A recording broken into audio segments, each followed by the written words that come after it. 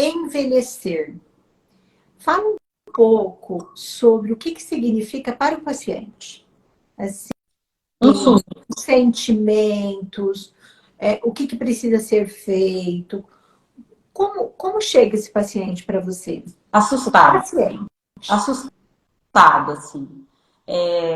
As pessoas se percebem envelhecendo no susto, né? É sempre assustador.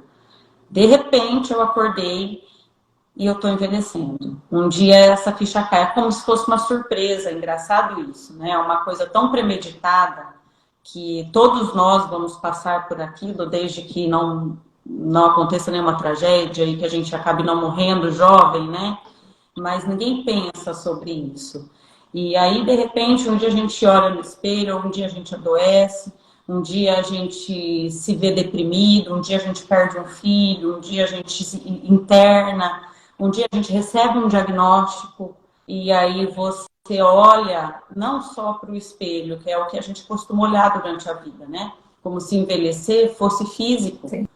E a gente acaba nesse dia de algo maior olhando para dentro de si e você percebe mudou, né? Agora eu estou envelhecendo, eu preciso procurar ajuda porque eu não sei o que fazer com isso. Então eles chegam assustados, por mais novos ou por mais velhos que sejam. Quando cai essa ficha e vem essa sensação, a primeira coisa que eu sinto no olhar deles é esse susto, que é acompanhado de medo, né? A gente só se assusta com aquilo que a gente tem medo, né? Então as reações são as mais diversas. Mas essa reação que eu recebo é uma reação muito positiva, porque eles se assustam, eles se amedrontam, mas são pessoas que conseguem agir para procurar ajuda, né? Eles Eu acho que o próprio fato de procurar um geriatra é um idoso que já está com este olhar para ajuda. E o olhar para si, né? Primeiro a informação, que antes, assim como eu, ninguém ouvia falar sobre geriatra, e hoje, cada vez mais, a especialidade vem crescendo, justamente porque os índices de envelhecimento e expectativa de vida vão aumentando e as pessoas vão se informando mais. E as pessoas se perdem no caminho durante a vida em relação à saúde. A gente vai sendo muito fragmentado, né? Então, enquanto a gente tem um pediatra, a gente tem em quem confiar, a gente possui uma referência. Nossos pais sabem para quem ligar. E se nossos pais faltam, todo mundo sabe para quem ligar enquanto a gente tem um pediatra. A partir daí, começa a gente vai sendo esquartejado, né? Aí você tem um ortopedista, você tem um cardiologista, você tem um pneumologista, um ginecologista, urologista, mas você não tem um médico para chamar de seu. E quando bate esse medo e esse susto, você vai falar com quem? Se não é um problema proctológico, para quem você vai falar? Aí é a hora que eles acabam procurando o geriatra, né? E isso é um olhar para si já mesmo, desse querer, eu preciso de ajuda porque eu quero me cuidar, né? E assim, eu quero deixar um compartilhamento aqui, né? De que quando me indicaram você para acompanhar meu pai no processo depressivo, foi o oncologista dele, e eu disse assim, não, mas ele está com uma psiquiatra, né, uma psiquiatra que eu confio. E aí esse meu amigo médico, né, disse assim, porque o oncologista do meu pai é meu amigo de infância, disse assim, a forma de olhar e cuidar de um idoso é diferente de um adulto. A forma com que o idoso responde à medicação é diferente da forma com que o adulto recebe a medicação, né? Na verdade, ele falou assim, você vai lá, porque ela é maravilhosa, né? Mas aí eu falei assim, não, mas me explica assim, cientificamente, né? E aí ele me deu essa definição de geriatria, né? Porque a mãe dele, os pais acabam sendo mais velhos que os meus. Então, eu queria que você falasse um pouquinho disso, assim, a forma com que esse idoso responde a tratamentos e medicação, que a geriatria traz essa singularidade, que o clínico geral não traz, que o esquartejamento das especialidades não traz.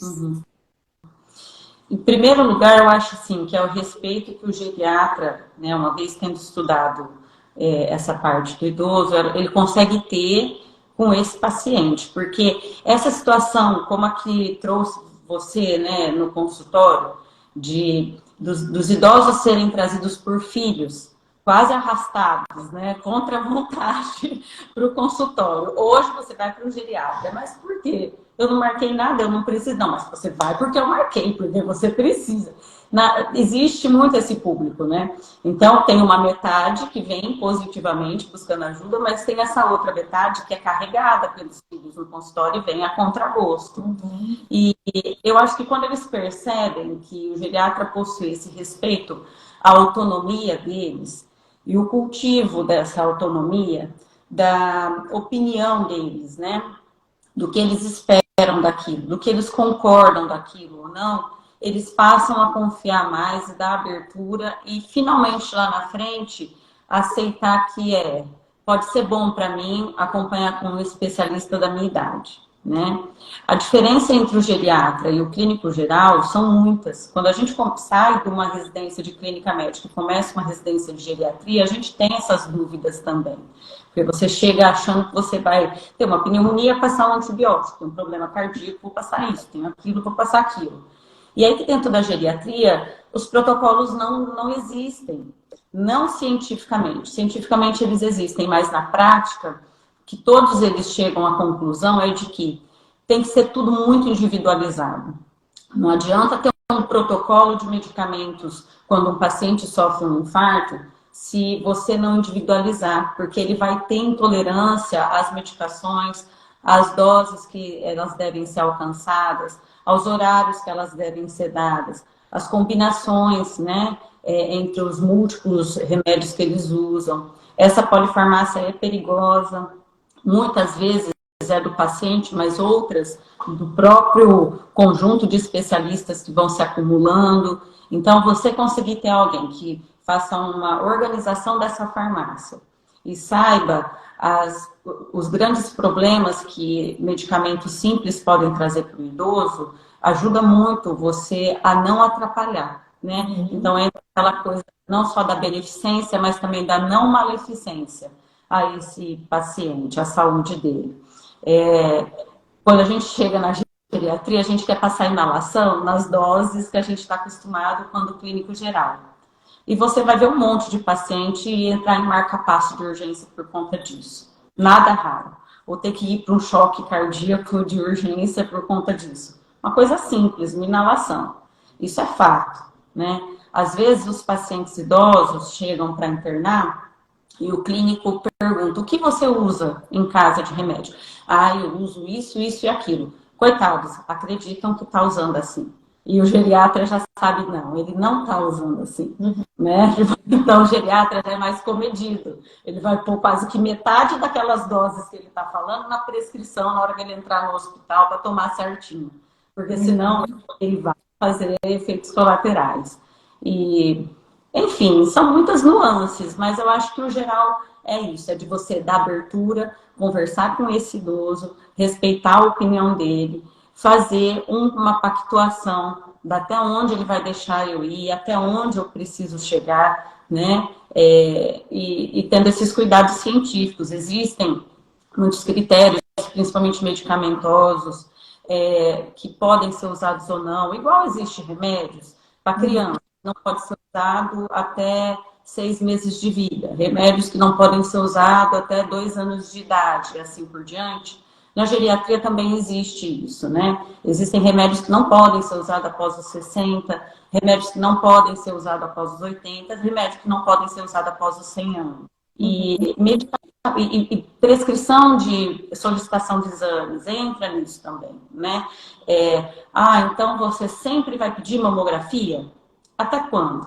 Você sempre vai pedir colonoscopia? Até quando? E muitas vezes esse quando não é só cronológico. Esse quando, muitas vezes, ele é funcional. Porque existem pacientes que vai ter uma expectativa de vida de 15 anos, mesmo tendo 90 anos. E tem pacientes que vão ter uma expectativa de vida menor do que 5 anos, mesmo tendo 70.